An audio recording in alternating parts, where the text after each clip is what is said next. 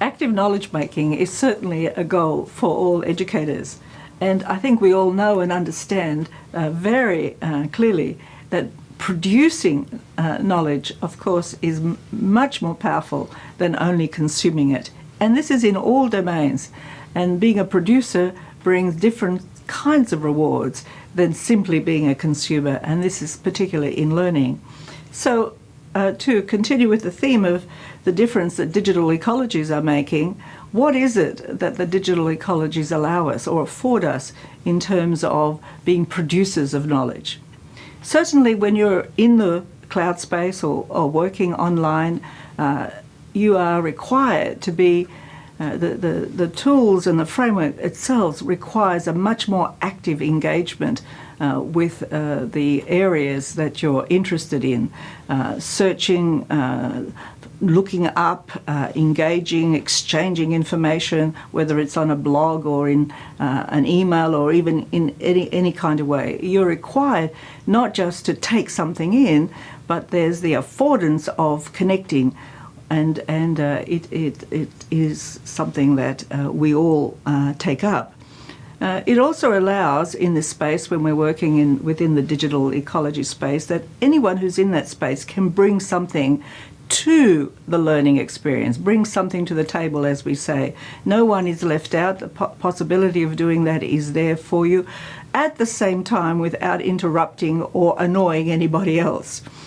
You can be an investigator, a designer, a creator, simultaneously as everybody else in that group that you might want to call a class, or in that group that has an affinity around whatever they're engaging with in the digital ecologies. And this can happen all the time, and it's not, you can choose to engage continuously and in a holistic kind of way, and produce as a consequence shared understandings in the same period without waiting your turn, so to speak, in making a contribution to the knowledge that is being produced. Now, this makes a powerful difference to learners in terms of their sense of agency. They can choose to engage, they can choose the extent of the engagement in much more significant ways than in an ordered classroom that requires very particular ways of turn-taking and participating when you put your hand up or when you're asked a question.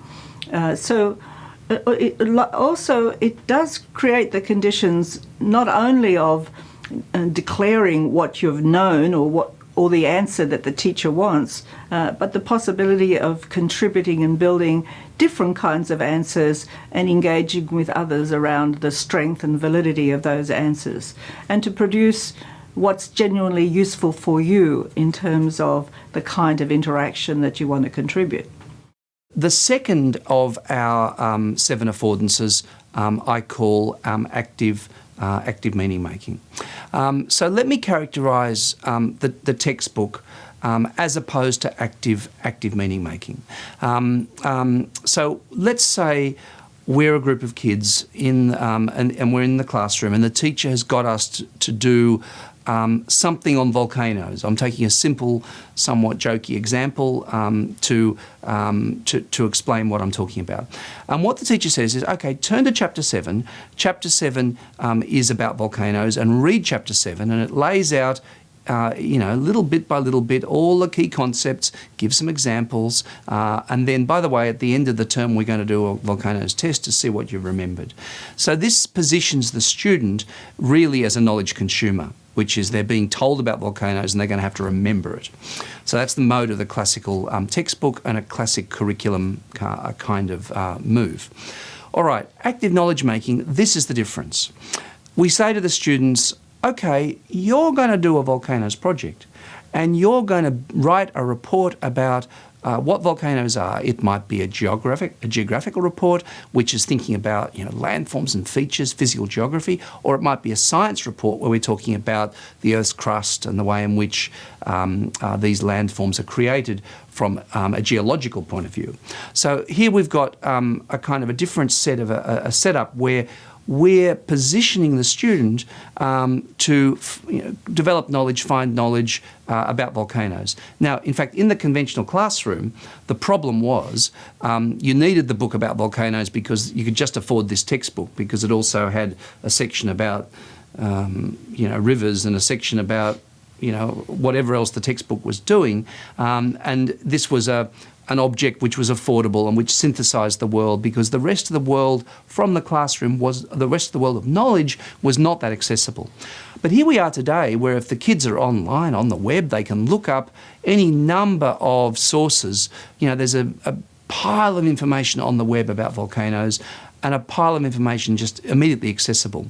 So no longer do we have to boil the world down into this little chapter 7 on volcanoes, because there's this rich amount of material. There are videos of volcanoes, there are, but also what there's a lot of descriptions of specific volcanoes. So, I come from Australia, and there the volcanoes, a lot of the ancient volcanoes, there are now active volcanoes, were things that oozed along the ground and left lava tubes. They didn't leave a cone. Whereas in a lot of parts of the world, there are these classical conical formed volcanoes, which are quite different, although they're still volcanoes. And I read just recently that they've discovered the biggest volcano of all time under the sea off Japan, very, very deep under the sea, and the lava goes for hundreds of miles. It's just a phenomenally huge thing. So, okay, now we have our students in our class. In fact, I might write about Australian volcanoes because that's where I'm from, and you might write about a volcano in South America, and someone else might have heard about this volcano under the sea, under the Pacific Ocean, and they might write about that. And the general criteria for writing a good geography report or writing a good scientific report about a geological phenomenon, right? The students might have that, but then what they do is they write chapter 7. Instead of being given chapter 7 to read, they write chapter 7. So this is what we mean by active knowledge making, and we think that these kinds of ubiquitous learning environments, these kinds of e-learning environments actually make this really possible in a way that wasn't practical before in the traditional classroom.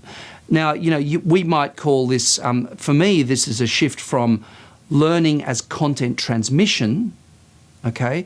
So you've got content transmission, and we have knowledge and where the student is positioned as a knowledge consumer. The content is transmitted to them, they consume the knowledge.